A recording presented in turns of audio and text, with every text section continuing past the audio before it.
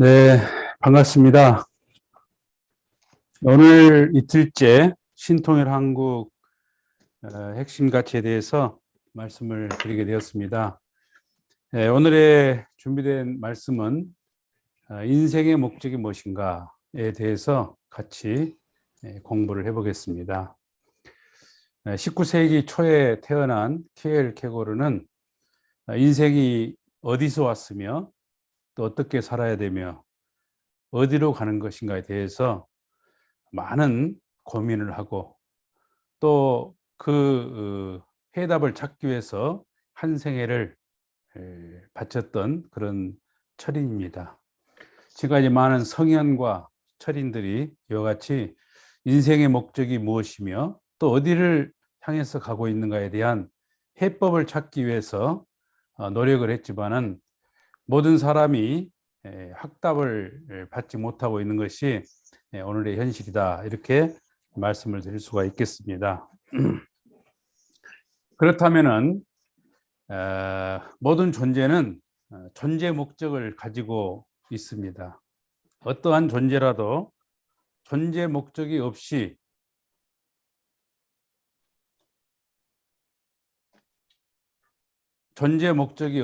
존재하는 것은 하나도 없다, 이렇게 말씀을 드립니다. 그러나 존재하는 것은 스스로가 어떤 존재 목적을 갖는 것이 아니고 그 존재를 존재케 한 주체자로 말미암아 존재 목적을 부여받게 됩니다. 우리 인간도 스스로 태어난 것 같지만은 배후의 어떤 힘에 의해서 우리 인간은 태어나고 살고 또 죽습니다. 따라서 인생은 내가 주인이 아니고 결과적으로 내가 태어나서 오늘을 살아가고 있다 하는 것입니다.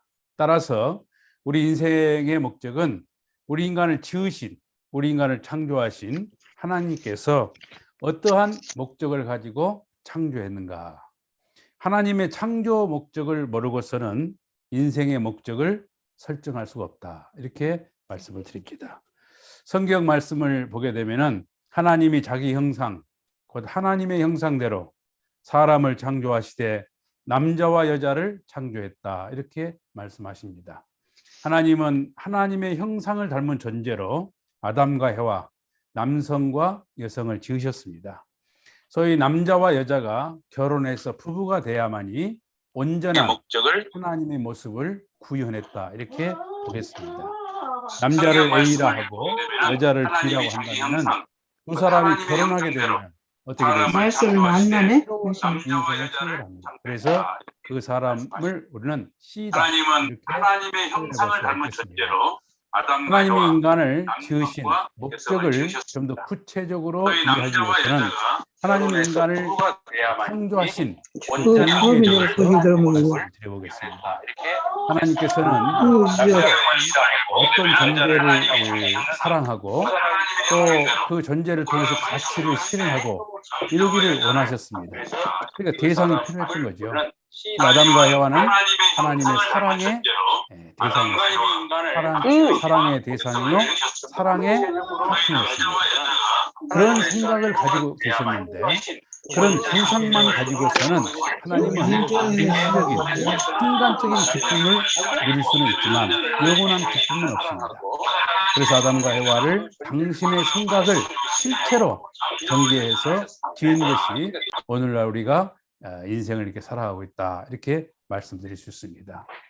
하나님께서 그 창조하게 된 동기를 보게 되면 하나님은 심정의 하나님이다, 이렇게 말씀을 드립니다. 심정은 대상을 사랑하고 싶어서 견딜 수 없는 충동을 의미합니다.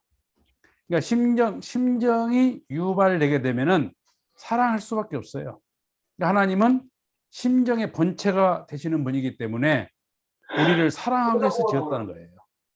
따라서 하나님이 우리 인간과 피조 만물 세계를 지극한 정성으로 사랑하시게 되면은 우리는 하나님 앞에 기쁨의 대상이 되는 것입니다. 하나님 앞에 기쁨을 돌려드릴 수 있는 대상으로서의 의미를 갖고 오늘을 살아가야 된다 하는 말씀이 되겠습니다. 그래서 창세기 1장 2하를 보면은 하나님은 창조의 한 과정이 끝날 때마다 보시기에 좋았다, 이렇게 표현을 하고 있습니다. 아담과 해와를 지어 놓으시고는 보시기에 심히 좋았다 그랬습니다. 정말 좋다는 말은 기쁘다는 얘기입니다. 좋다는 말은 선하다는 얘기입니다. 이 하나님이 지으신 피조 만물 세계의 모든 존재와 인간 조상 아담과 해와는 하나님 앞에 선의 대상이 됨으로써, 하나님이 선하신 분이니까 선의 대상이 됨으로써 하나님 앞에 기쁨을 돌려드릴 수 있는 기쁨의 대상으로 지음을 받았다. 이렇게 정의를 내려볼 수가 있겠습니다. 그렇다면 기쁨은 어떻게 생겨납니까? 내가 가지고 있는 성품이 상대를 통해서 실체적으로 상대적으로 느낄 때 우리는 기쁨을 느낄 수가 있습니다. 하나님 자체 내에 있는 성상과 형상이 우리 인간을 통해서 우리 인간 속에 있는 성상과 형상이 실체화돼서 하나님의 성상과 형상을 자극할 때 하나님은 기쁘다는 것입니다. 예를 들면 작가는 작품을 보고 기쁨을 느낍니다. 내가 구상하고 생각했던 것처럼 작품이 구현되면은 그 작품 속에서 무한한 기쁨과 보람과 의미를 느끼는 것입니다. 그러나 내 구상대로 내 생각대로 작품이 나오지 않으면 작가는 기쁘지 않습니다. 이처럼 작가는 작품을 통해서 기쁨을 느낀다 하는 것입니다. 그렇다면 우리는 어떻습니까? 자신의 사진을 본다든지 인간에게 가장 큰 기쁨을 주는 것은 자녀가 아니겠습니까? 왜냐? 자녀는 나를 닮았으니까요. 나를 닮은 존재를 통해서 기쁘다는 거예요. 하나님을 가장 잘 닮은 존재는 누구냐? 우리 인간입니다. 우리 인간이 서로 사랑할 때 하나님의 모습을 가장 잘 구현하게 되는 것입니다. 이처럼 자녀들이 서로 사랑하고 우애 있게 형제끼리 잘 어우러지면서 살아가는 모습을 보게 되면 부모는 기쁩니다. 이처럼 자녀들이 부모 앞에 큰 기쁨의 대상이 되는 것처럼 피조 만물 세계와 우리 인간은 하나님을 찬양하고 하나님 앞에 기쁨이 대상이 되도록 지음을 받았다. 이렇게 말씀을 드릴 수가 있겠습니다. 성경 말씀 창세기 1장 28절을 보게 되면 하나님은 우리 인간에게 3대 축복을 주십니다. 생육하고 번성하여 만물을 주관하라. 이것은 하나님의 입장에서는 축복이지만 아담과 해와의 입장에서는 책임입니다. 스스로를 완성해야 될, 하나님의 축복을 실현해야 될 책임인 것입니다. 그 책임을 다할 때 하나님은 정말 우리에게 모든 것을 축복으로 주시려 하셨다 하는 것입니다. 그 3대 축복을 좀 더 구체적으로 여러분과 한번 공부를 해보도록 하겠습니다. 첫 번째는 생육하라. 생육하라는 말씀은 개성을 완성하라는 뜻입니다. 자기의 개성을 완성해라. 하나님을 중심 삼고 마음과 몸이 서로 잘 주고 받음으로 말미암아 개성을 완성하게 됩니다. 그런 인간을 성서에서는 고린도전 3장 16절에 하나님의 거룩한 성령이 너희 안에 있는 것을 알지 못하느냐 이렇게 말씀하십니다. 우리 인간은 하나님의 성전입니다. 하나님이 거하시는 집입니다. 하나님이 거하시는 집이기 때문에 우리는 거룩한 성전이요 하나님을 모시게 되면 성도다 이렇게 말씀을 드리겠습니다. 하나님 우리 모든 존재는 그 안에 무엇을 중심 삼았느냐에 따라서 가치의 기준이 됩니다. 하나의 그릇이 있다면은 그 그릇이 어떻게 쓰여졌느냐, 그 그릇 안에 무엇을 담았느냐에 따라서 그릇의 가치가 결정되는 것입니다. 보물을 담으면 보물단지가 되고 오물을 담으면 오물단지가 됩니다. 무엇을 담았느냐, 무엇에 쓰여졌느냐에 따라서 가치가 결정된 것처럼 우리 인간은 내 영혼 속에 무엇을 중심 삼고 내가 살아가느냐, 내 마음속에 무엇을 중심 삼고 생각하느냐, 이게 중요하다는 거죠. 그런데 하나님께서는 우리에게 너희는 하나님의 거룩한 성전인 것을 알아라. 너희 안에 하나님의 거룩한 성령이 거하는 것을 알아라. 이게 참 중요합니다. 우리는 하나님을 모시는 집으로서 하나님이 거룩하신 같이 우리도 거룩한 모습으로 살아가야 될 그런 존재라는 것이죠. 그러게 되면 요한복음 14장 20절에 그날에는 너희가 내 안에, 내가 너희 안에 있다. 하나님과 일체입니다. 하나님과 서로 사랑함으로 말미암아 떼려야 뗄 수 없는 일체입니다. 어떻습니까? 사랑으로 하나 되면은 우리도 하나님과 같은 가치를 갖게 됩니다. 우리가 두 사람이 서로 사랑하게 되면은 그 사람이 가진 모든 것에 대한 내가 동의권과 동참권이 있습니다. 그 사람의 것을 내가 가질 수가 있는 것입니다. 마찬가지로 하나님을 사랑하고 하나님과 하나 되면은 우리는 하나님과 같은 가치를 갖고 하나님과 더불어 살아가게 되는 것입니다. 그래서 우리는 하나님의 온전한 가치, 온전한 인간이 되라. 마태복음 5장 48절을 보게 되면은 하나님의 온전한 가치 너희도 온전한 사람이 되라. 이렇게 축복을 하십니다. 하나님이 온전한 것처럼 우리도 온전하다. 온전하다는 말은 산에서 나무꾼이 땀을 흘리고 나무를 합니다. 그때 바람이 시원하게 불어오면 그 바람을 온전하다 이렇게 말할 수가 있겠습니다. 온전하다는 말은 정말 적당한, 꼭 필요할 때 꼭 나타나는 그런 사람을 온전하다 이렇게 말씀을 드릴 수가 있겠습니다. 이처럼 하나님의 성전이 되고 하나님과 일체가 되고 하나님의 온전한 같이 온전한 인간이 되게 되면은 하나님의 신성을 내가 그대로 담습니다. 하나님의 심정을 내 심정으로 그대로 느끼게 됩니다. 그래서 하나님과 나는 떼려야 뗄 수 없는 그런 관계가 됩니다. 하나님이 내 마음이라는 내가 몸처럼 떼려야 뗄 수 없는 그런 관계가 된다는 것입니다. 그런 인간을 바라보시고 하나님은 기뻐하시고 그 인간 앞에, 그런 개인 앞에 하나님의 모든 것을 상속해 주시려 했던 것이 생육하라 이렇게 축복을 주신 것입니다. 사실 그렇습니다. 신앙이라고 하는 것은 자기 완성에 대한 헌신입니다. 신앙은 누구를 위해서 하는 거 아니고 나를 완성하는 자기 자신에 대한 투입입니다. 많은 것을 체험하고 공부하고 기도하고 정성 들이고 그리고 심정을 중심 삼고 관계를 하고 그 관계 속에서 우리는 감성을 풍부하게 하고 사랑을 경험하게 됩니다. 이처럼 신앙생활이라고 하는 것은 자기 완성입니다. 생육하라. 하나님의 축복을 이루어가는 그런 입장에서 정말 중요한 개인의 길이 신앙의 길이다. 이렇게 볼 수가 있겠습니다. 하나님을 중심 삼고 이처럼 마음과 몸이 하나 된 개인을 우리는 개체적인 사회 기대를 이뤘다. 제가 어젯밤에 말씀을 드렸던 것처럼 사회 기대는 하나님의 창조 목적입니다.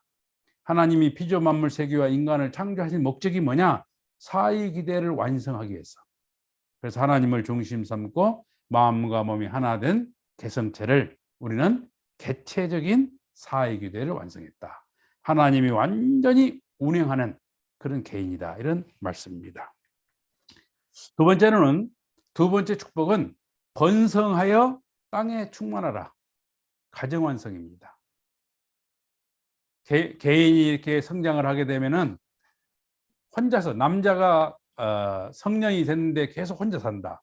여자가 또 성년이 됐는데 계속 혼자 산다. 그 부모는 얼마나 걱정이 되겠습니까?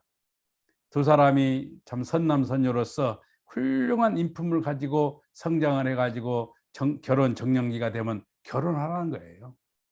근데 결혼을 어떻게 하느냐? 하나님을 중심하고 하나님의 참 사랑을 중심 삼고 아담과 해와가 서로 부부의 연을 맺어서 참 가정을 이룹니다. 그러면 거기서 누가 태어납니까? 자녀가 태어납니다. 우리가 그렇지 않아요. 가정에도 부부가 결혼을 했는데 자녀가 태어나지 않으면 큰 걱정이 됩니다. 그 가정에 아주 어두운 그림자가 생겨나게 되어 있습니다. 하나님도 마찬가지예요. 하나님의 입장에서도 우리 자녀들이 당신 앞에 참된 자녀, 효자, 효녀가 되기를 바라고 또 그들이 성장하면서 좋은 관계를 가진 형제가 되기를 바라고 또 정년기가 되면 결혼하기를 바라고 또 결혼하게 되면 자녀가 태어나기를 바라는 것이 하나님의 꿈이라는 것입니다. 그래서 우리 인간에게 번성하여 땅에 충만해라. 서로 성장해서 결혼해서 자녀를 많이 낳아서 땅에 충만한 그런 축복을 이루어라. 이렇게 말씀하십니다. 그런 과정에서 우리가 생겨나는 것이 뭐냐면 사랑입니다. 부모의 사랑, 부부의 사랑, 자녀의 사랑. 이게 3대상 사랑입니다. 그러니까 가정이라는 틀을 갖지 않고서는 사랑을 구현할 수가 없습니다. 사랑은 만들어지는 것입니다. 관계를 통해서 만들어집니다. 그 관계를 통해서 만들어진 가장 기본적인 게 뭐냐? 부모와 자식. 부모와 자식입니다. 그 자식이 부모의 사랑을 받으면서 사랑이 이런 것이구나. 부모의 사랑을 받으면서 형과 동생과 누이와 서로 어우러지면서 사랑을 합니다. 형제의 사랑입니다. 그 형제의 사랑을 잘 받고 자란 사람은 사회성이 좋아요. 사회에 나오게 되면 사람들과 친구를 잘 사귀고 원만한 인간관계를 합니다. 그리고 결혼 정년기가 돼서 결혼하게 되면은 부부가 남매처럼 아주 다정하게 부부 생활이 건강하게 출발할 수가 있다는 것입니다. 그게 부부의 사랑입니다. 형제의 사랑을 토대로 해서 성장한 사랑이 부부의 사랑입니다. 부부라고 하는 것은 정말 천차만별을 하지 않습니까?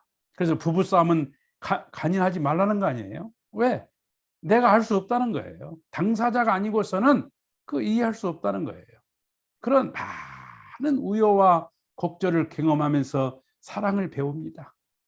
그래서 부부의 사랑이 정말 아름다운 거예요. 그 부부의 사랑을 성공한다고 하는 것, 결혼을 게임에 비유하면 가장 어려운 게임 중에 하나가 결혼이라는 거예요.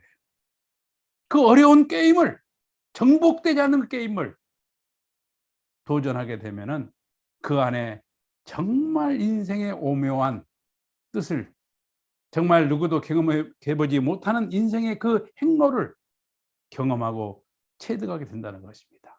그리고 그 부부가 자녀가 태어나면 부모가 됩니다. 자녀가 태어남으로 말미암아 비로소 부모가 되고 부모의 사랑을 알게 돼요. 저도 어머니가 한 13년 전에 돌아가셨습니다. 98세로 돌아가셨는데 그 어머니에 대해서 요즘 많은 생각을 합니다. 자녀들이 나에게 뭔가 상처를 주는 말을 하면은 대번에 엄마 생각이 나요. 저도 이제 60을 훌 넘었는데도 불구하고 엄마 생각이 나고 가슴에 이슬이 맺힙니다. 내가 어머니한테 그렇게 말을 했었구나. 그때 엄마가 아팠겠구나.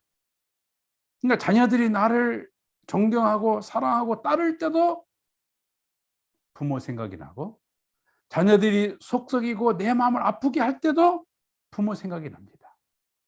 그러니까 부모의 그런 인격, 부모의 그런 사랑, 부모의 그런 심정을 느끼고 깨닫는 것은 내가 자녀들을 통해서 아마도 죽는 순간까지 부모의 사랑을 배워가야 되지 않는가 하는 생각을 합니다. 그래서 가장 높은 사랑, 가장 높은 인격이 뭐냐? 부모의 사랑이요, 부모의 인격입니다. 그래서 사람들을 대할 때 부모의 심정으로 대해라. 우리를 가르치신 문선명 한학자 총재님께서는 그랬습니다. 너희들이 사회에 나가서 지도자가 되기 위해서 할 수 있는 가장 중요한 지혜가 뭔지 아느냐? 부모의 심정으로 대해라. 부모의 심정으로 대하고 몸은 종의 몸을 쓰고 헌신하고 봉사하면 누구라도 너희들을 따르고 너희들의 동조자가 되고 너희가 사회에 나가서 대접받으면서 살 수가 있다. 이렇게 말씀하십니다. 가정은 이처럼 3대 사랑, 부모의 사랑, 부부의 사랑, 자녀의 사랑이 만들어지는 것입니다. 그 사랑이 주체자가 대상에게 주는 정적인 힘이라면 대상이 주체자에게 돌려주는 가치가 있어요. 대상이 주체자에게 돌려주는 그 사랑을 미라 그럽니다. 그 미가 뭐냐? 부모 사랑 앞에 돌려주는 미는 효요, 윗사람 앞에 돌려주는 미는 충입니다.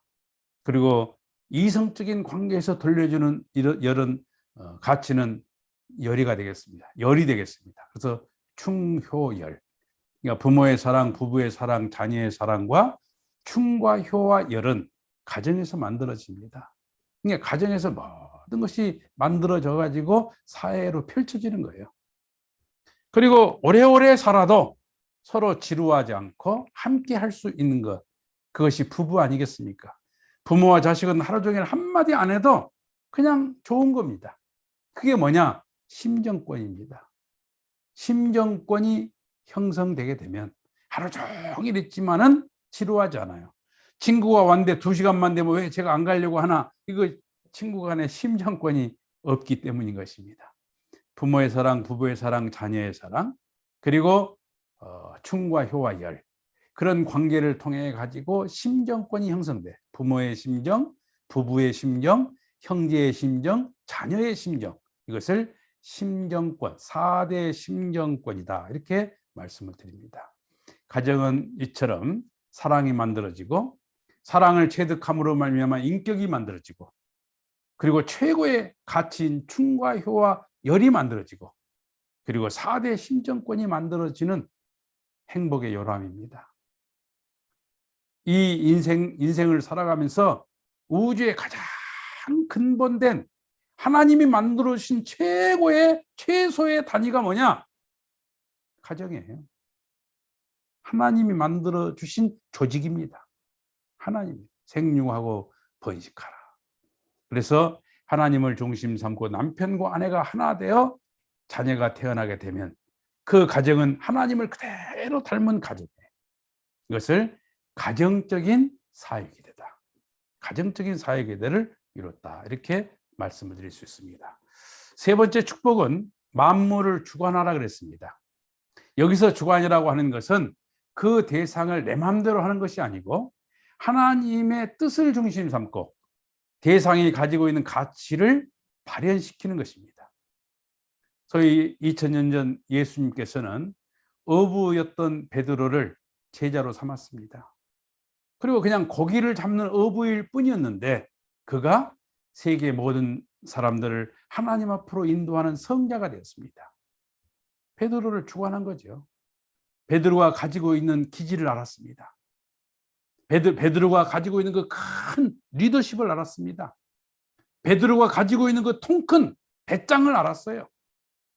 그러니까 베드로가 가진 것을 하나님의 뜻을 중심 삼고 크게 봉사하고 헌신하고 역사 속에 이름을 남길 수 있도록 하는 것, 이게 주관입니다.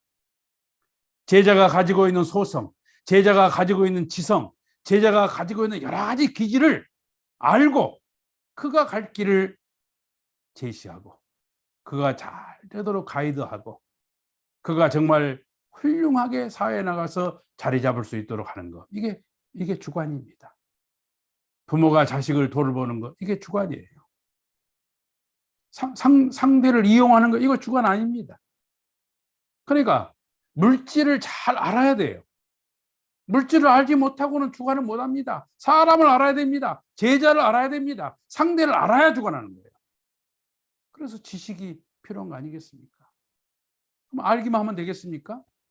아는 사람이 뭐가 필요해요?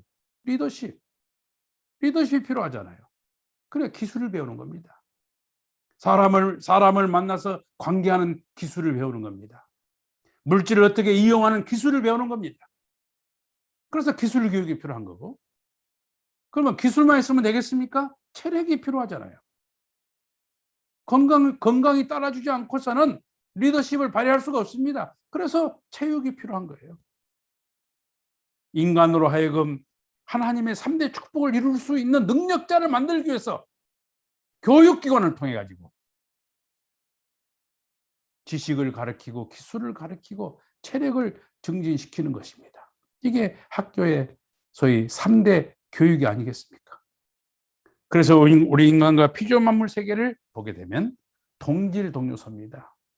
식물은 잎과 줄기와 뿌리로 되어 있는데 잎과 같은 것이 폐라면 줄기는 심장이요 뿌리는 위장입니다. 하는 기능이 똑같아요. 그러니까 식물을 바라보고 사랑을 느끼는 겁니다. 식물과 대화가 가능한 거예요. 식물의 입이 참 시들어가게 되면은 숨을 쉬지 못하니까 이 식물이 이렇게 되는구나. 창문을 열어주고 말이죠. 응? 케어가 되는 거예요. 또 동물도 마찬가지입니다. 그 구조가 인간하고 똑같이 닮아 있기 때문에 우리가 동물이 내는 소리를 다 내잖아요. 왜? 동물이 가지고 있는 그 음성을 내는 그 구조를 인간이 다 가지고 있기 때문에 그게 가능한 거예요. 모든 동물이 가지고 있는 곡선미를 우리 인간이 다 가지고 있습니다. 그러니까 가장 아름답고 멋진 존재가 누구냐? 인간입니다. 동물이 가진 걸 다 가지고 있어요. 식물이 가진 것, 동물이 가진 것을 다 가지고 있고, 이 지구는 물과 흙과 공기로 되어 있잖아요. 우리 인간도 마찬가지입니다. 수분이 73%를 차지합니다. 5대양 6대지 5장6보로 펼쳐진 거예요. 그래서 우리는 자연을 사랑하고 만물을 사랑하는 것, 이게 만물을 주관하는 겁니다. 그래서 환경을 완성하라는 거예요. 하나님 우리 인간이 정말 행복하게 살 수 있도록 만들어주신 이 환경을 사랑해라. 그래서 환경을 완성합니다.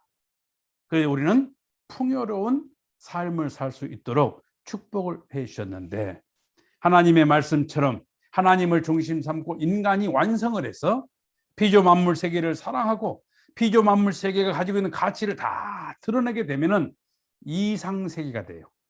이상 사회. 그 이상 사회, 하나님이 창조하셨던 이상이 실현된 피조 세계가 된다는 것입니다. 그것을 우리는 주관적인 사유기대를 이뤘다, 이렇게 말씀을 드릴 수가 있겠습니다. 주관적인 사유기대를 이뤘다.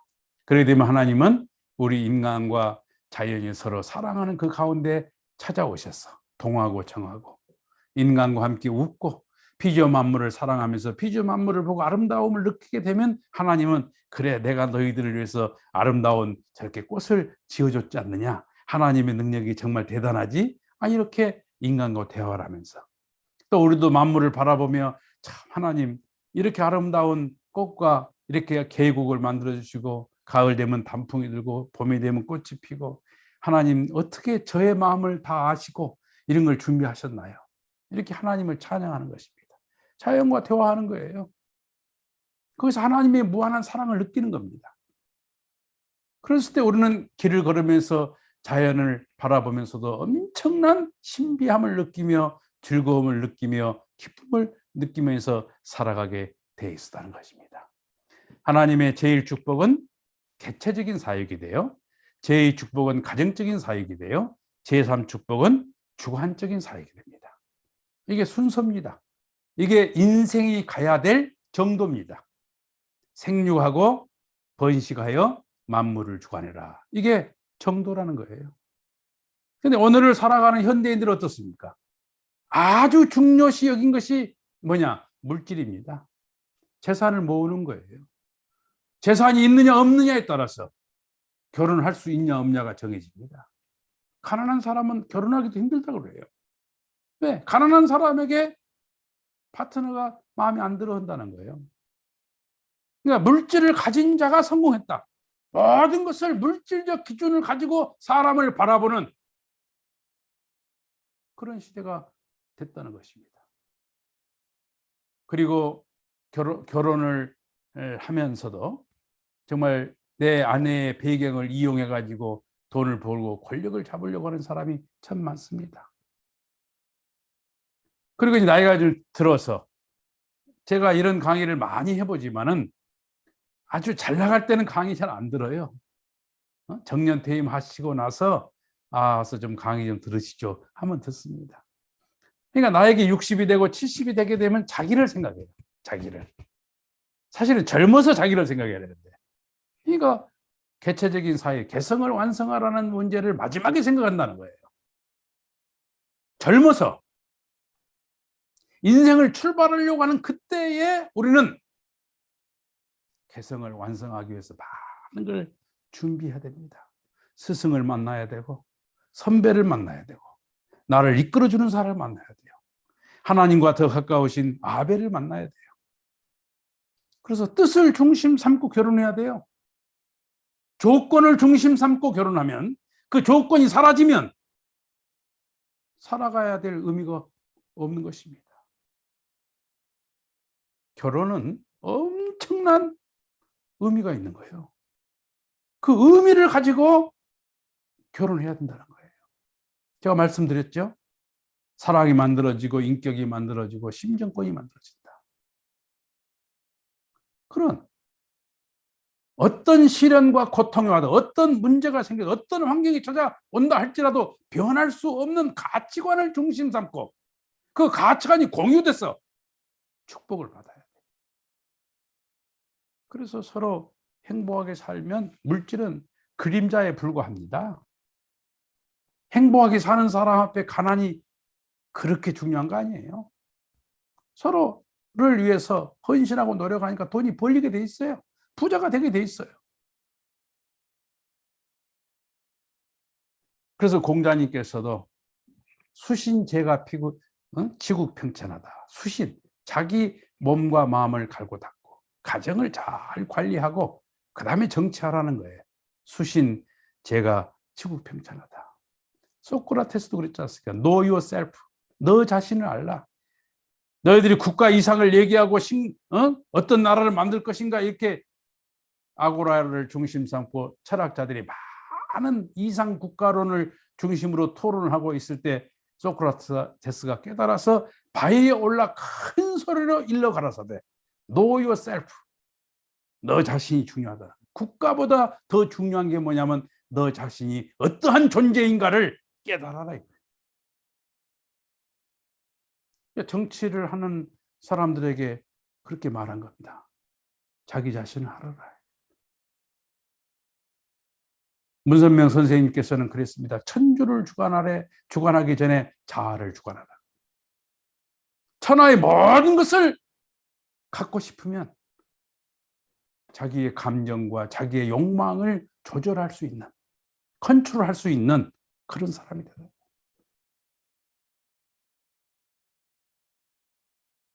인생의 목적은 그렇습니다. 생육하고 번성하여 만물을 주관하라 하는 것을 알게 되었습니다. 그래서 하나를 더 짚고 넘어가고 싶습니다. 우리 인간은 이중 구조로 되어 있다 그랬습니다. 이중 구조. 마음이 있으면 몸이 있어요. 근데 그 마음을 성상적이라고 본다면 몸은 형상적입니다. 그러니까 모든 존재는 성상과 형상으로 되어 있고 성상적인 부분이 요구하는 목적을 성상적 목적이다. 그다음에 형상적 부분이 요구하는 그 내용을 형상적 목적이다 합니다. 그러니까 성상적 목적은 언제나 전체를 유하려고 합니다. 전체를. 그렇지 않습니까? 우리 인간의 지정의는 전체를 유하려고 해요. 가치를 추구해요. 가치가 뭡니까? 보다 더 큰 것을 위해서 나를 투입하는 것을 가치라고 하잖아요. 근데 우리 인간의 몸은 의식주를 중심 삼고 개체, 자기 자신이 잘 먹고 자기 자신이 잘 입고 자기 자신이 좋은 집에 살면 그만인 거예요. 이게 개체 목적입니다. 이런 두 가지의 목적을 가지고 있는데, 그런데 여러분, 이 둘은 둘이 아니고 하나를 위한 둘입니다. 전체 목적은 개체 목적을 보장하지 않는 전체 목적은 성립될 수 없습니다. 그럼 개체 목적은 뭐냐? 전체 목적을 떠나서는 개체 목적을 이룰 수가 없습니다. 아무리 개인이 잘나고 개인의 운세가 강하다 할지라도 그 나라가 망해버리면, 나라를 잃어버리면 그 사람은 나라 없는 사람 되는 거예요. 개인의 운이 나라의 운을 넘지 못하는 것입니다. 그러니까 전체 목적은 개체 목적을 보호해주고 개체 목적을 이룰 수 있도록 도와주고, 또 개체는 전체를 위해서 헌신하고, 개체 목적은 전체 목적을 위하여 전체 목적은 개체 목적을 보호하면서 하나의 연체적 존재가 되었을 때 성공할 수가 있습니다. 저는 같이 근무하시는 우리 직원들에게 그런 말이에요. 조직과 함께 자기가 성장해야 된다. 조직을 이용해서 자기가 성장해도 안 되고 자기가 희생하고 조직만 성장해도 안 된다는 거예요. 그 조직과 더불어 내가 성장하는 것이 곧 조직이 성장하는 것입니다. 그리고 모든 조직은 그 구성원이 성장해서 그 사람이 가지고 있는 능력과 실력을 발휘할 수 있도록 무대를 만들어주는 것이 참 중요합니다. 조직의 개인이나 조직이나 국가나 세계가 이런 존재의 이중 구조가 있고 이중 목적이 있고 그것이 연체적 존재라고 하는 그런 의식이 실체화돼서 조직이 운행되고 리더십을 발휘한다면 하나님이 그곳에 운행하시고 큰 결과를 만들어낼 수 있다. 이렇게 말씀을 드립니다. 참 이 시간 좀 좋은 시간인데 시간을 쪼개서 1시간 동안 이렇게 저와 함께 신통일 한국의 핵심 가치를 공부하고 계십니다. 우리가 한때는 물질을 중심으로 하고 모든 것을 결정하는 부의 시대가 있었습니다. 그러나 물질적으로 어느 정도 해결이 되니까 의식주 문제가 해소되다 보니까 마음도 좀 즐거워야 되겠다 해서 찾아온 것이 웰빙 시대입니다. 그래서 웰빙이라는 말이 얼마나 많았습니까? 그런데 지금은 그 웰빙을 뛰어넘어서 말입니다. 뒷모습이 부끄럽지 않는, 내가 인생을 마감했을 때 나를 따랐던 모든 지인들이 참 그 사람 인생 멋있었어, 이렇게 인생을 마감할 수 있는 것을 생각하는 뜻 있는, 의미 있는 분들이 참 많이 등장을 합니다. 또 그런 분들이 그렇게 말을 합니다. 그래서 그분들의 그 상층부의 사람들의 생각과 그런 여론이 보편화되면서 요즘에는 뭐냐? 웰 다잉의 시대다. 어떻게 하면 잘 죽을 것인가? 어떻게 하면 죽음 그 이후에도 의미를 남기게 될 것인가 하는 것을 생각한다는 거예요. 그러면 웰빙과 웰다잉, 웰빙과 웰다잉을 알기 위해서는 말입니다, 내가 죽으면 어떻게 될 것인가를 알아야 돼요. 그렇잖아요. 웰다잉 시대에 정말 모든 사람이 공감할 수 있는 해법이 있다면, 내가 육신 생활을 마감하고 죽으면, 소위 죽으면 내가 어떻게 될 것인가, 나는 어디로 갈 것인가, 이거 궁금하지 않습니까? 이 시간에 그런 우리들의 질문에 대한 대답을 한번 구해 보겠습니다. 해법을 한번 찾아보도록 하겠습니다. 우리가 죽으면은 어떻게 될까? 사후의 세계는 존재하는가? 이게 두 갈래로 나뉩니다. 아마 여러분도 이 강의를 들으면서 한번 생각해 보시죠. 그러니까 종교적인 그런 관심이 깊고 심성이 있는 분은, 종교적인 그런 생활을 하신 분은 종교적인 믿음으로 하나님이 계시고 하나님이 계시는 그곳에 내가 간다, 천당을 간다, 천국에 간다, 이런 생각을 합니다. 또 자신이 직접 경험을 하는 사람들, 사람이 교통사고가 나거나 불의의 사고로 인해 가지고 죽었다가 깨어난 사람들, 사후의 세계를 체험하고 옵니다. 그런 사람들은 인생관이 확 바뀌어요. 제가 목회를 하면서 그렇게 죽었다가 깨어난 사람을 만나보니까요, 첫 번째로 굉장히 겸손해져요. 그리고 주변 사람들을 잘 사랑하려고 노력해요. 왜? 죽음에 이르면서 느꼈던 가치예요. 사람이 죽을 때 그런다지 않습니까? 내가 좀 잘해줄 걸. 가까운 사람들의 이름을 부르며 후회가 된다는 거예요. 좀 잘해줄 걸. 내가 너무나 죄를 많이 지었어. 그리고 평소에 절대자라고 생각했던 분의 이름을 부르면서 간다는 거 아닙니까? 하나님이라든가 부처님이라든가 또 엄마 아빠를 부르면서 인생을 마감한다는 거예요. 그 다음에 영적 현상을 실제로 체험한 사람, 어떤 영매라든가 또 무당이라든가 체험을 많이 합니다. 또 기도원에 가서 체험한다든지, 이런 사람은 사후의 세계가 존재한다, 이렇게 봅니다. 그러나 사후의 세계가 존재하지 않는다, 이것은 이성적인 사람, 그건 대단히 비이성적이라는 거죠. 또 과학적으로 증거해봤느냐? 비과학적이라는 거예요. 그리고 그런 데 대한 관심이 없기 때문에 경험을 한 번도 간접적으로라도 못 해본 사람은 사후의 세계는 존재하지 않는다, 이렇게 믿고 말을 합니다. 자, 그렇다면 제가 한번 설명을 해보겠습니다. 우리가 공부를 했습니다. 하나님은 성상과 형상의 이성성상이다. 그런데 하나님의 그런 모습을 그대로 닮아난 것이 인간이고, 인간은 하나님의 성상과 같은 마음, 형상과 같은 몸이 있습니다. 근데 그 인간을 본으로 해서 천주를 지었다는 거예요. 이 지상계와 영계를 지었다는 거예요. 여러분 잘 아시지 않습니까? 우리 인간의 몸은 활동을 합니다. 먹고 마시고 자고 오고 갑니다. 그 환경권을 만들어주는 것을 뭐라 그러냐면 자연계다. 자연계 아닙니까? 자연계는 우리 몸이 머무르는 환경권입니다. 그러면 사람은 몸만 있는 게 마음이 있잖아요. 마음이 활동하잖아요. 마음이 활동이 좀 제약을 받으면 무슨 말을 합니까? 야, 마음이 좀 불편하다. 마음이 불편하다는 거예요. 야, 음식은 진수성찬인데 마음이 불편해서 나 그만 가야겠다. 마음이 활동하고 마음이 가치를 실현시키고 마음이 보람을 느끼며 그 환경권이 있다는 거예요. 그 환경권이 뭐냐? 영계입니다. 그래서 자연계를 육안으로 볼 수 있는 유형실체 세계라면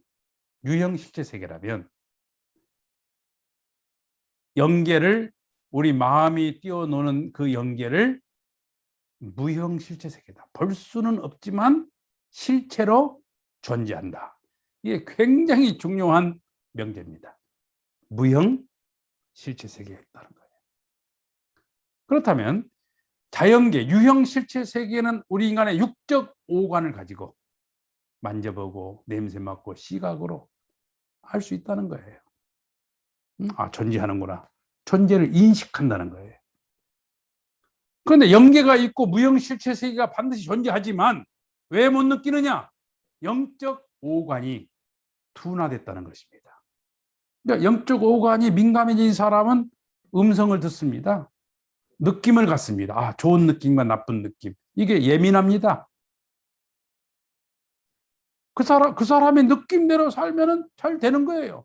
왜? 영감이 뛰어나니까. 그러니까 우리가 공부를 많이 하고 수도를 하고 또 진리를 많이 공부하면 영적인 감각이 굉장히 예민해져요. 따라서 무형실체 세계와 유형실체 세계를 서로 상대적으로 비교를 해보면 우리가 이해하기가 쉬워집니다. 유형실체 세계는 자연계는 시간과 공간에 제한을 받아요. 그러니까 시간적으로는 순간이요, 공간적으로는 유한합니다. 인생 100년 일장춘몽입니다. 인생 100년이 길다면 긴데 왜 하룻밤 꿈처럼 느껴질까요? 정말 그렇습니다. 열심히 살아온 사람일수록 지난 날이 그렇게 짧게 느껴져요. 아, 파란만장한 인생을 살았는데 되돌아보니 일장춘몽이구나. 그것은 이 마음의 세계는 시간과 공간을 초월하기 때문에 영원하고 무한해요. 내 안에 영원성을 추구하는 영인체가 있기 때문에 육신의 삶 100년은 짧다, 이거 순간이다 이거예요. 영원성에 비해서 100년은 순간이에요. 찰나다 이겁니다. 그래서 인생을 초로와 같다. 풀잎에 맺힌 이슬 같다는 거예요. 그렇게 짧다는 거예요. 또 공간적으로 보게 되면은 이 우주 만상이 얼마나 광대무변합니까? 수많은 별나라가 있습니다. 이 지구상에도 수많은 나라가 있습니다. 그 한 나라를 갈 때마다 인생관이 바뀌어요. 한 대륙을 넘을 때마다 역사관이 바뀝니다. 달나라를 정복함으로 말미암아 우주관이 바뀌었습니다. 그렇지 않습니까? 조그만 지역에서 한평생을 살면서 내가 본 것이 전 세계의 모든 것인 것처럼 생각하는 것, 그 우를 범하는 겁니다. 그래서 베이컨은 동굴 속의 우상이라고 그랬잖아요. 동굴 속에서 바라본 세상이 전부인 것처럼 판단하는 것, 잘못된 거라는 거죠. 시간과 공간을 초월한 이 영적 세계가 참 중요한 것입니다. 그래서 히브리서 8장 5절을 보면은 보이는 세계는 보이지 않는 세계의 그림자와 같다. 그러니까 영계를 모르고 하나님을 모르고 영인체를 모르고 내가 죽으면 어떻게 될 것인가 알지 못하고 사는 사람은 마치 뿌리에서 잘려나간 꽃과 같습니다. 뿌리에서 잘려나간 꽃은 예쁘지만 아름답지만 열매를 맺을 수 없잖아요. 결과를 가져올 수 없잖아요. 그러니까 영계를 모르고 살게 되면은 아무리 화려하게 살았어도 결과가 없다는 거예요. 의미가 없다는 거예요.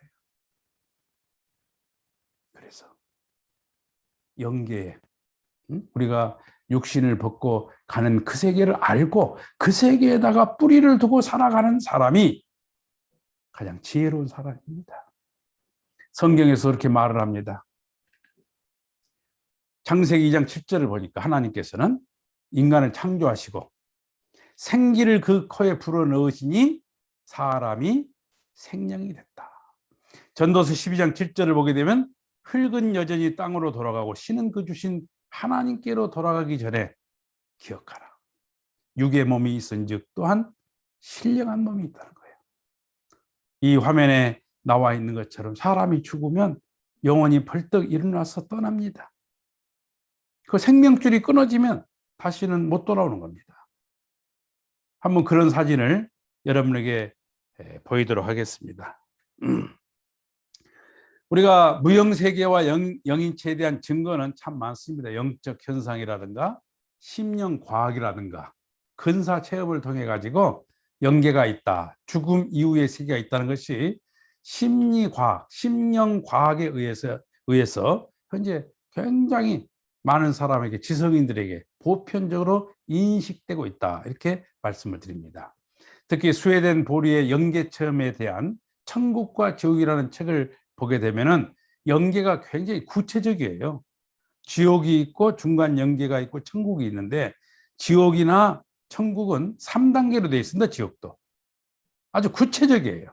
그걸 다 소개할 수는 없겠습니다만은 이미 죽음에 이르러서 영계 세계를 보고 체험하고 그걸 책으로 쓴 겁니다.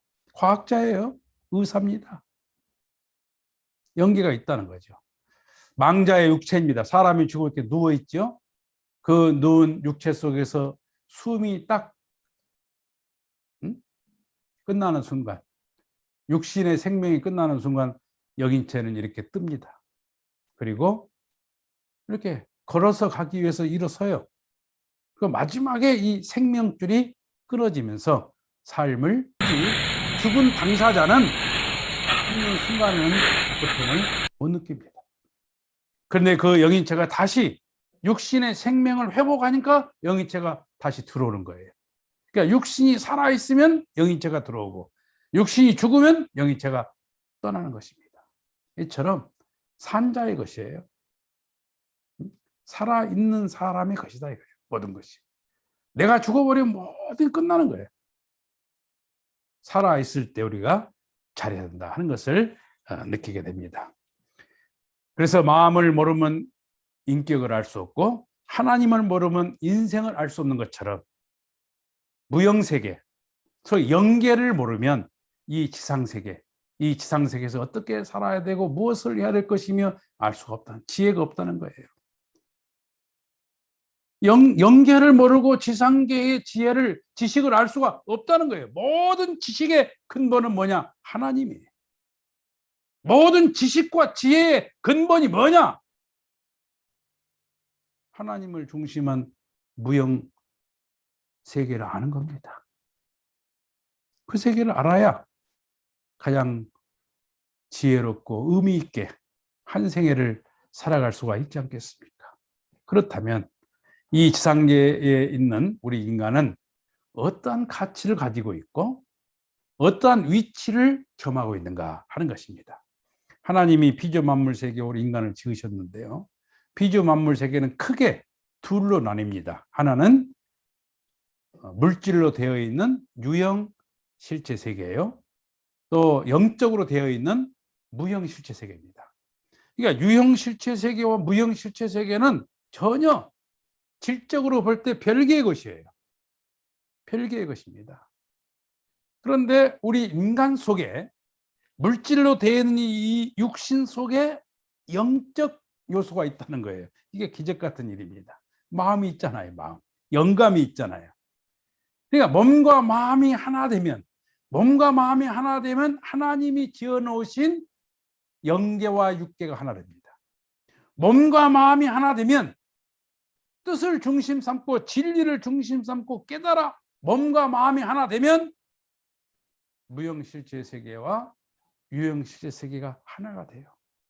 그래서 영적 오관을 가지고는 무형실체 세계의 가치를 다 실현시키고 주관하고, 육적 오관을 가지고는 유형실체 세계를 주관합니다.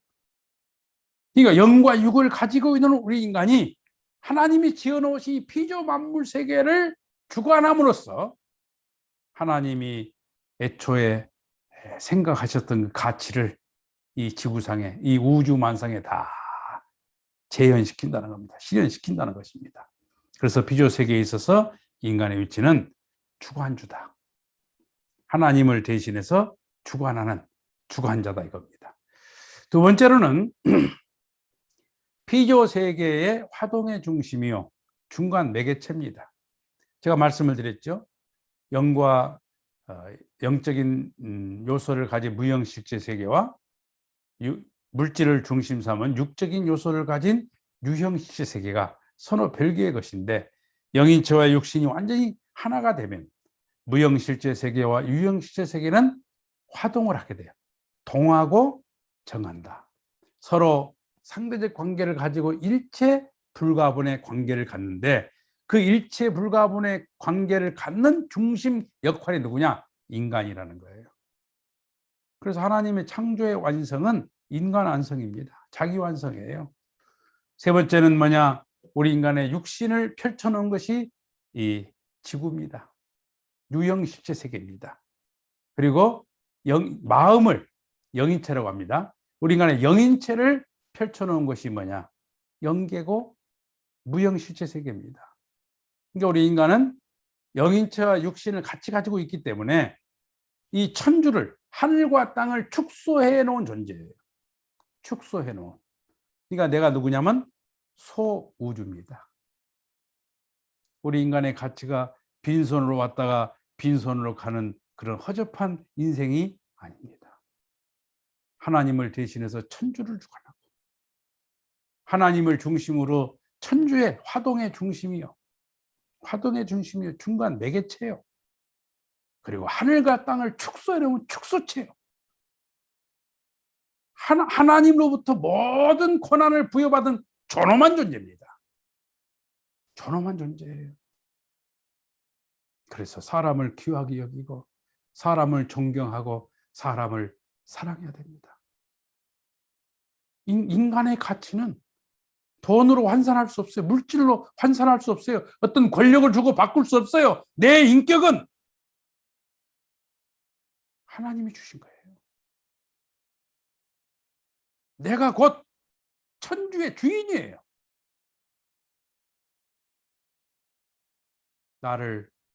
우리 스스로를 너무 가벼이 여겨서는 안 되겠습니다. 내가 얼마나 중한가. 내가 나를 귀하게 여기지 않는데 누가 나를 귀하게 여기겠습니까? 내가 나를 기대하지 않는데 누가 나를 기대하겠습니까? 내 스스로의 가치가 없다고 생각하는데 누가 나를 가치 있는 사람으로 대하겠습니까? 천주를 축소해 놓은 소우주입니다. 천주가 본래의 기능을 발휘할 수 있도록 하는 중간 매개체요 화동의 중심입니다. 무형으로 계시는 하나님이 이 피조 만물 세계를 주관할 수가 없습니다. 하나님을 대신해서 우리 인간의 영적 오관과 육적 오관을 통해서 아름다운 것은 아름답게 찬양하고, 또 질서가 정연하지 못하면 그 질서를 바로잡으며 이 피조 만물 세계를 하나님의 창조 이상을 실현시키는 완벽한 세상으로 만들어낸 주관주입니다. 천주를 종합한 실체상이요 소우주다 이거죠. 두 세계의 주관주요 화동의 중심이요 중간 매개체입니다. 그러면 그러한 인간의 그 구조, 구성을 볼 때 영인체와 육신이 있는데 그 육신은 어떻게 생겼느냐 하는 것입니다. 육신은 육심과 육체로 되어 있습니다. 그러니까 육심은 본능성을 주관해요. 인간이 가지고 있는 본능성을 가지고 우리 인간의 몸이 어떻게 할 것인가를 가리키는 거예요. 이게 육심입니다. 근데 육신은 모든 존재가 그러합니다만은 왜 존재하느냐? 성장하기 위해서 존재하는 거예요. 성장하지 않으면 죽는 거예요. 변화합니다. 그러니까 살아있는 생명체는 변화를 하는데 그 변화가 성장이고 생명이 없는 존재는 변화하는데 뭐냐 그게 썩어짐입니다. 그래서 양적인 빛과 공기와 음적인 음식물이 만유 원력에 의해서 수수작용을 하면은 좋은 영양분이 돼가지고 육신이 건강하게 성장합니다. 건강하게 성장하면서 항상 존재 의미가 있다 그랬지 않습니까? 존재 목적. 건강하게 성장하면서 그냥 성장만 하는 것이 아니라는 거죠. 육신은 영인체에 좋은 에너지를 보냅니다. 건강하고 선한 에너지를 보내는 거예요. 이걸 생력 요소다. 그래서 맛있는 음식을 먹으면 몸도 물론 행복하지만 마음이 참 즐겁지 않습니까? 또 봉사를 하고 하면 마음이 의미를 가지고 돌아가지 않습니까? 또 상대에게 항상 좋은 말을 하고 좋은 생각을 하고 관계가 좋으면 마음이 기쁘잖아요. 그건 뭐냐? 좋은 생력 요소가 육신으로부터 이렇게 의미를 만들어서 가치를 만들어서 영인체에게 돌려준다는 거예요. 그러면 영인체는 다시 영인체는 다시 그 구조를 보면은 영체와 생심으로 되어 있어요. 그러니까 영체는 우리 인간의 육신의 육체와 비슷한 거예요. 그리고 생심이 인간의 본질입니다. 이 생심이 얼마만큼 밝고 얼마만큼 이 생심이 깨끗하느냐에 따라서 그 사람의 본질이 바뀌는 거예요. 하나님이 찾아오신다면 어디 찾아오시냐? 생심 가운데 계신다는 거예요. 근데 그 생심 가운데 하나님이 계시는 걸 스스로 알지 못하면 하나님은 감옥이 됩니다. 내 안에 하나님이 있는데 하나님이 내 안에 있는 것을 알지 못하고 내가 함부로 살아간다. 그야말로 하나님을 구속한 자가 내 자신이 되는 거예요. 그러니까 내가 생심을 깨끗하게 하고 내 마음을 밝게 하는 것. 이게 하나님을 석방시키는 거예요. 그래서 내 안에 하나님이 계시는 것을 깨닫는 순간 비파야 수구마 하나님을 찬양하라. 내 영혼아 하나님을 찬양하라. 이렇게 다윗이 시를 읊으잖아요. 내 안에 하나님이 있는 걸 깨닫는 것. 내 안에 하나님이 거하고 계시다는 걸 깨닫는 순간 우리는 엄청난 기쁨과 감동과 내가 가지고 있는 모든 것을 주고도 아깝지 않는 그런 마음을 느낍니다. 내 안에 하나님이 계시다는 것. 그래서 생명 요소를 받은 영인체는 성장을 하기 위해서 말입니다. 하나님으로부터 생소를 받아요. 그 생소가 뭐냐? 생명의 요소입니다. 우리가 헌신 봉사할 때, 기도할 때, 하나님을 찬양할 때, 진리를 중심 삼고 깊이 깨달을 때 오는 그 감동, 그게 뭐냐? 생명의 요소가 오는 겁니다. 영인체가 좋아하는 생명을 받지 못하면요, 윤택한 삶을 살기가 어려워요. 오늘날 TV 프로그램에도 재밌는 거 많겠지만 지금 이 시간 모바일을 통해서 이 강의를 듣는 분들은 양질의 하나님의 생명의 요소를 지금 받고 있다고 믿습니다. 생명의 요소를 받는 거예요. 그래서 육신으로부터 오는 생명 요소와 생소가 만유 원력에 의해서 수수작용을 하게 되면 영인체가 성장을 해요. 영인체가 성장한다는 말은 물질적 양적 성장이 아닙니다. 보다 더 민감해지고 보다 더 아름다워지고 보다 더 발광체로서 빛을 낸다 이거예요. 그래서 얼굴이 환하게 빛이 나는 거예요. 마음이 밝아지는 거예요. 그냥 쳐다보면 그 사람 얼굴에 미소가 깃들어 있는 거예요. 어떤 사람은 입만 웃는 사람이에요. 입만 웃는 사람을 재수없다 그래요. 눈도 웃고 코도 웃고 입도 웃고 마음도 웃어야지. 진리를 중심 삼고 깊이 깨닫게 되면요, 세포가 웃어요. 그래 다시 영인체가 성장을 하면서 반드시 돌려준다니까요. 수수작용 반드시 주고받는다 이거예요. 그래서 영인체는 육신에게 돌려주는 에너지가 있는데 그걸 생명요소다. 그러니까 생명요소를 받으면 괜히 막 의욕이 생기면서 힘이 나고, 먹지 않았는데도 그냥 야, 참 이렇게 기분이 좋으냐 이렇게 되는 거예요. 그래서 건강한 생력요소와 건강한 생명요소가 잘 주고 잘 받게 되면 육신이 건강해지고 마음은 밝아집니다. 영인체가 무럭무럭 성장하면서 아름다운 빛을 발하면서 그 사람의 육신도 정말 건강해지는 거예요. 스트레스가 없어요. 제가 청심병원에 가서 종합검진을 받았는데 스트레스 조사를 받았습니다. 근데 그 간호사가 목사님들이 스트레스가 많다 하더라고요. 그래서 나는 스트레스가 아마 없을 거라 그랬더니 지금까지 14년 동안 간호사 생활했는데 스트레스가 없어서 한 번도 못 봤대요. 근데 저를 조사했는데 제가 스트레스 제로 포인트가 나왔습니다. 그 간호사가 일본분인데 깜짝 놀라시더라고요.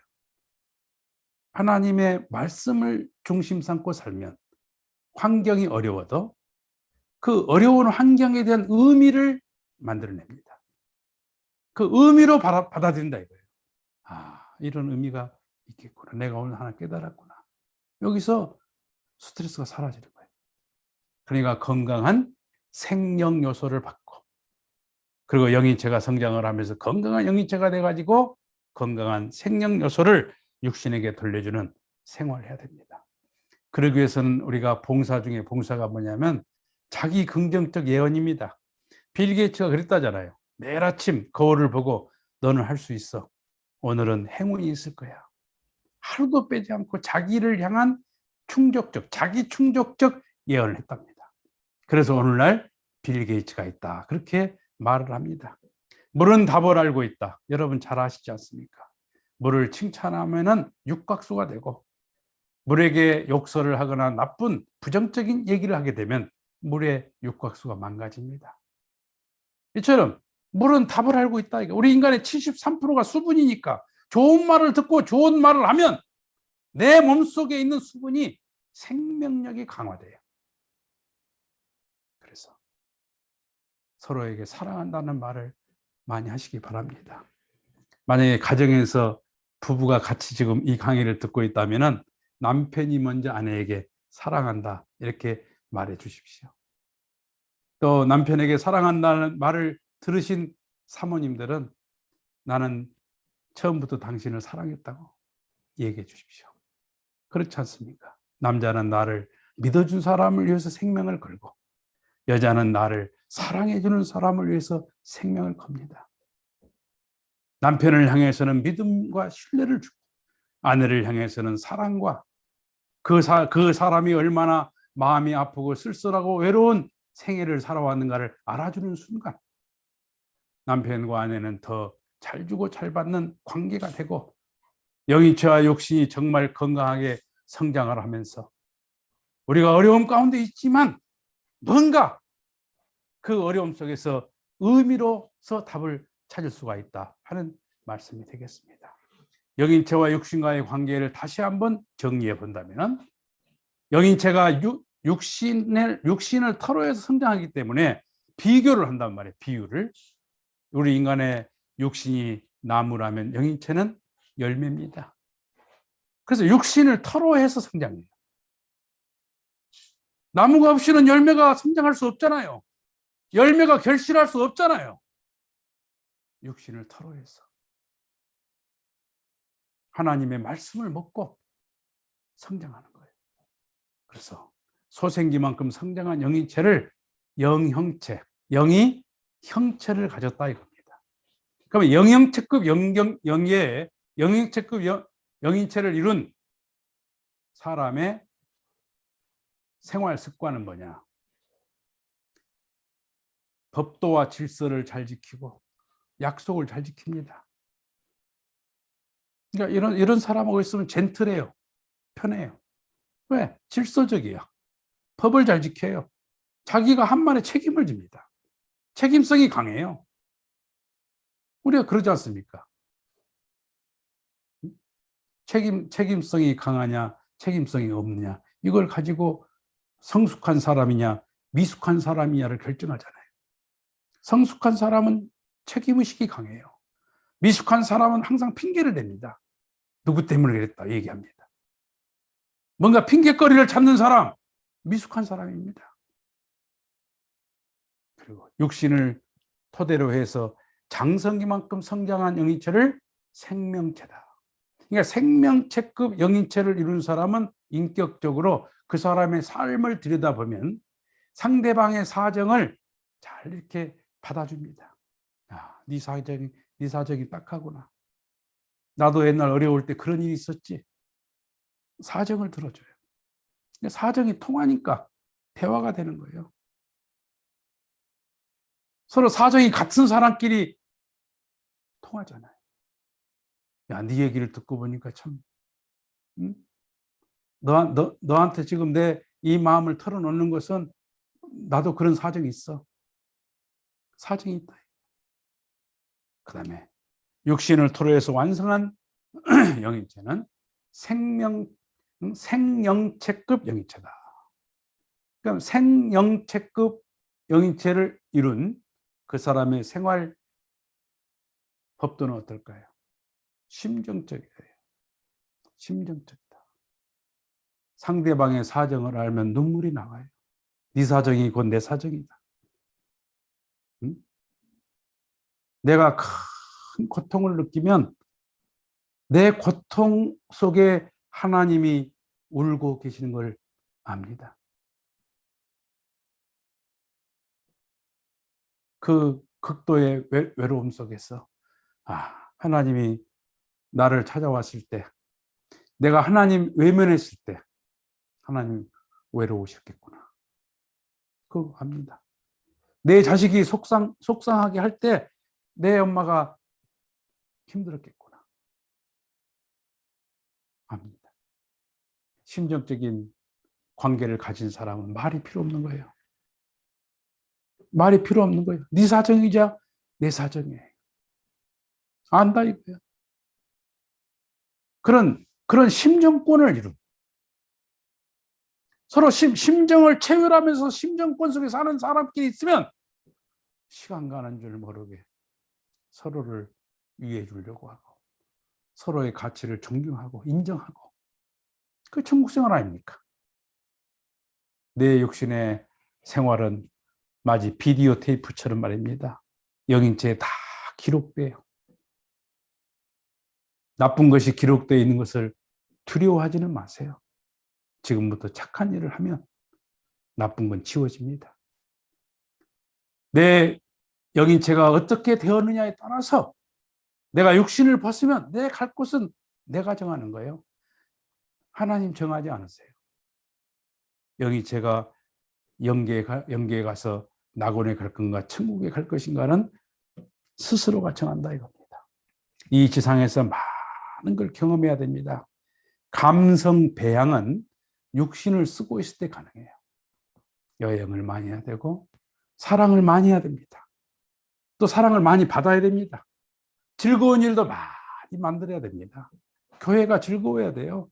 가정이 행복해야 돼요.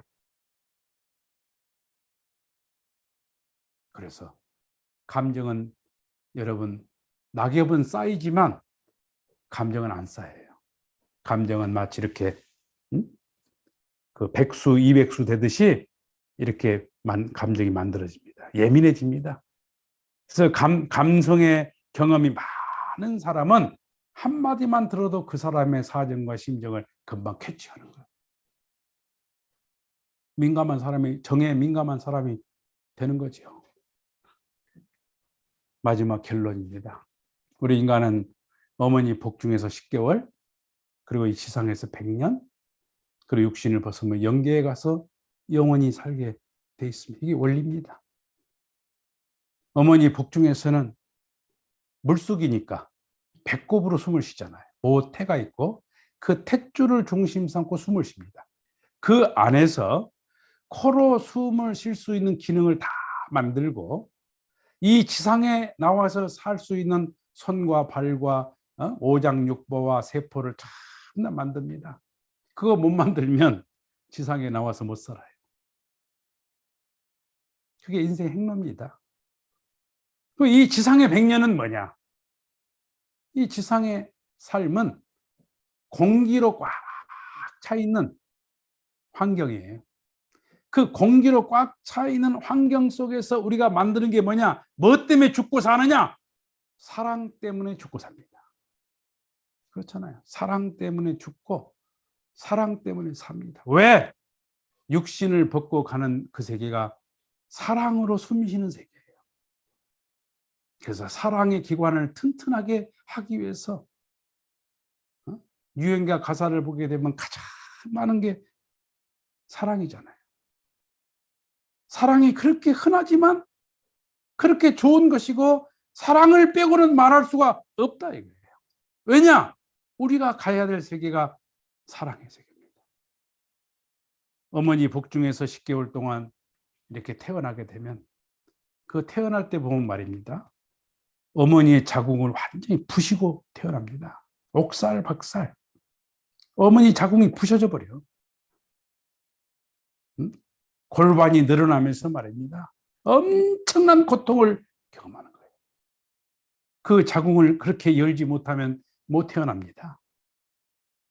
마찬가지로 영인체가 육신을 빠져나갈 때 육신을 완전히 옥살박살 소진시켜요. 모든 세포가 끊어져 버리고 핏줄이 끊어져 버립니다. 그래서 항문이 열리고 입이 열리고 코가 열리고 눈이 열리고 귀가 열립니다. 다 끊어져 버려요. 마디마디가. 그리고 영인체가 빠져나가요. 어머니 복중을 나오게 되면 모태를 의미 없이 버려버린 것처럼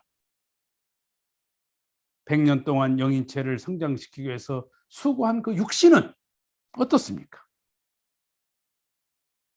숨이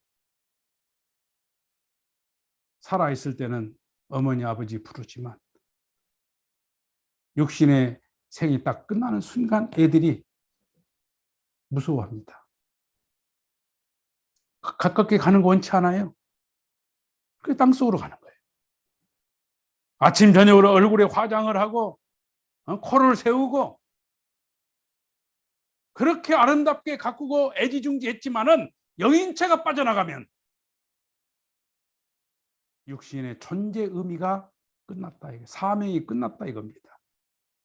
그러나 100년 동안 영인체를 성장시키기 위해서 수고했기 때문에 지성을 다해서 가장 명당자리에 자리를 잡아가지고 돌아왔던 그곳으로 돌이키는 겁니다. 그게 원전시가 아닙니까? 다시 왔던 땅속으로 돌아간다 이거예요. 그리고 영인체가 하늘나라로 가는 것을 성화식, 거룩할 성자입니다. 빛 화자예요. 거룩한 빛이 돼서 하나님에게로 하나님의 참사랑의 품으로 삶의 자리를 옮기는 것입니다. 사랑하고 존경하는 지도자 여러분, 우리 인생은 한 번뿐이기 때문에 매력이 있는 겁니다. 한 번뿐이기 때문에 엄중합니다. 한 번뿐이기 때문에 진지합니다. 한 번뿐이기 때문에 엄숙합니다. 나에게 주어진 단 한 번의 삶, 의미를 만들어가면서